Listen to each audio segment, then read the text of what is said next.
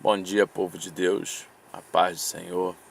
Queria deixar para a nossa meditação na manhã desse dia, em Hebreus, no capítulo 12, apenas 3 versículos, que são os versículos 1, 2 e vamos pular para o 4, que vai nos falar sobre assim: portanto, nós que estamos rodeados de uma tão grande nuvem de testemunhas, deixemos todo o embaraço e o pecado que tão de perto nos rodeia, e corramos com perseverança a carreira que nos está proposta, fitando os olhos em Jesus, autor e consumador da nossa fé, o qual, pelo gozo que lhe está proposto, suportou a cruz, desprezando a afronta, e está assentado à direita do trono de Deus.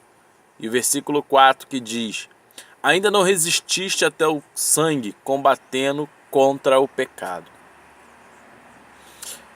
Amados e queridos irmãos, nós temos visto os milagres do Senhor, nós temos visto que o Senhor ele está a cada dia mais próximo. Eu ouvi um pregador dizendo que a palavra do Senhor ela fala sobre que nos últimos dias um dos sinais da vinda do Senhor seria que o Evangelho seria pregado a todas as nações. E ele diz que Paulo ele já tinha falado isso lá atrás. Paulo falava que o Evangelho já tinha sido pregado às nações. Todas as nações conhecem o Evangelho. Eles podem ter esquecido, apartado o Evangelho deles, por causa de um regime comunista, por causa de uma certa religião que nasceu naquela localização, mas eles já tiveram o Evangelho por ali. O Evangelho já foi levado, porque na época de Paulo e os irmãos que trabalhavam com eles trabalhavam incansavelmente para fazer a obra do Senhor notória, para levar a palavra do Senhor. E com isso a palavra do Senhor chegou às cidades, chegou aos países. Então nós estamos numa eminência da vinda do Senhor. O Senhor está prestes a vir. E nós precisamos estar preparados para a vinda do Senhor. É difícil, é muito difícil, porque ser servo do Senhor não é nada fácil. A Bíblia não nos prometeu facilidade. A palavra do Senhor diz que no mundo tereis aflições, mas tem de bom ânimo. O Senhor ele venceu o mundo. E se ele venceu, eu entendo que nós também podemos vencer. Porque ele é o nosso Deus, ele é a nossa garantia. É ele que nos dá a garantia. E em Hebreus, no capítulo 12, quando nos fala que nós estamos rodeados de uma tão grande nuvem de testemunha, nós servos do Senhor, aonde nós vamos, nós precisamos ser reconhecidos como servos do Senhor. Há pessoas, além das pessoas, há os seres espirituais. Como eu já falei, existem potestades, principados. O reino celeste está ao nosso redor. E nós somos reconhecidos lá também.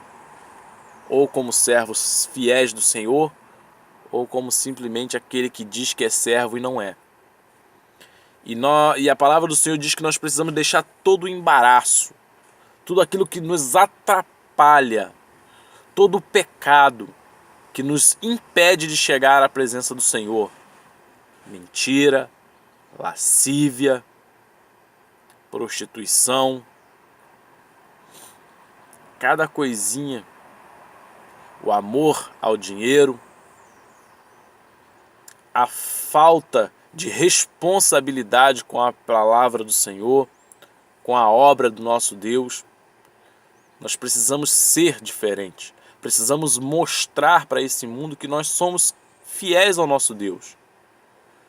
Precisamos ter uma postura de servos e não simplesmente daquele que vai para a igreja dia de domingo e nada mais. Fitar os nossos olhos no Senhor, que é o nosso autor e consumador da nossa fé. Quando nós olhamos para Ele, nós temos que ver nele aquilo que nós queremos ser, aquilo que nós precisamos ser.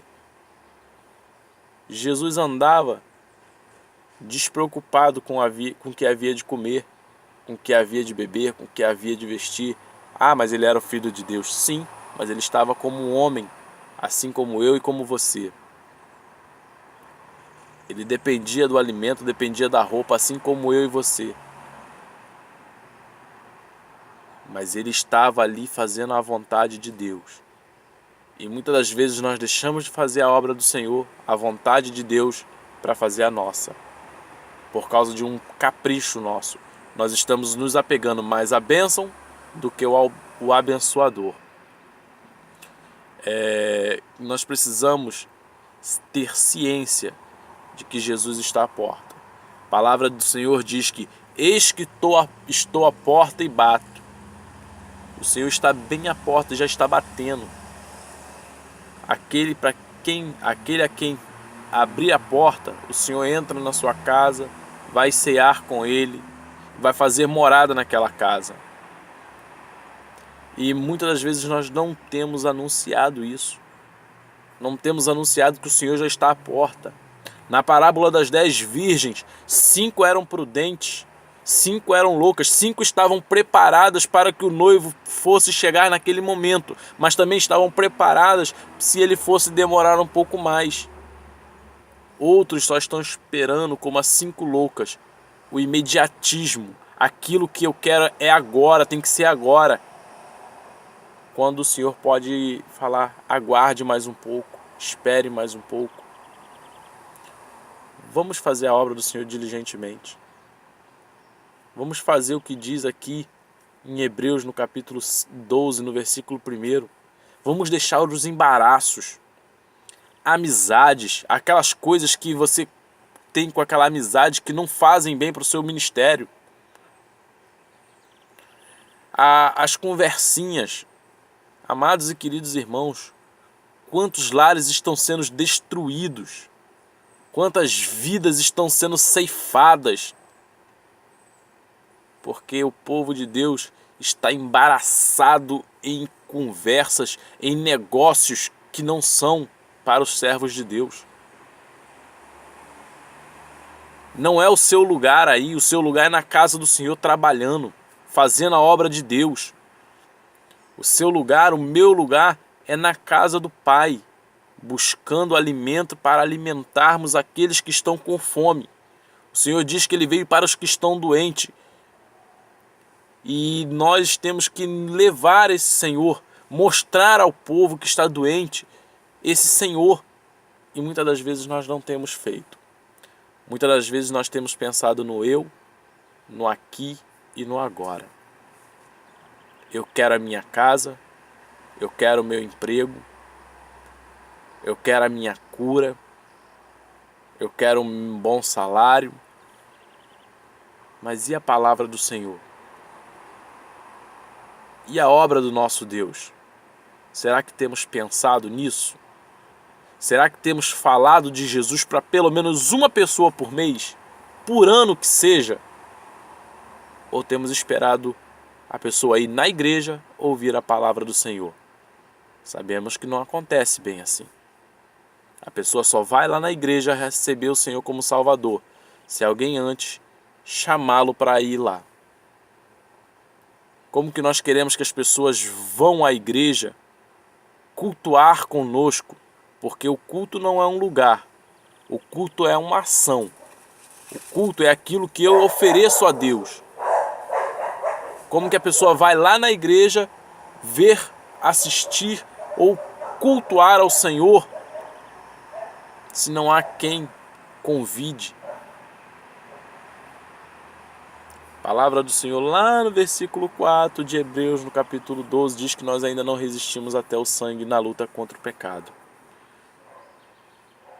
Se nós formos começar a fazer um retrocesso e vermos na época de Paulo, nós vamos ver que muitos dos nossos irmãos morreram, foram lançados nas covas dos leões, foram colocados para guerrear lá no Coliseu em Roma.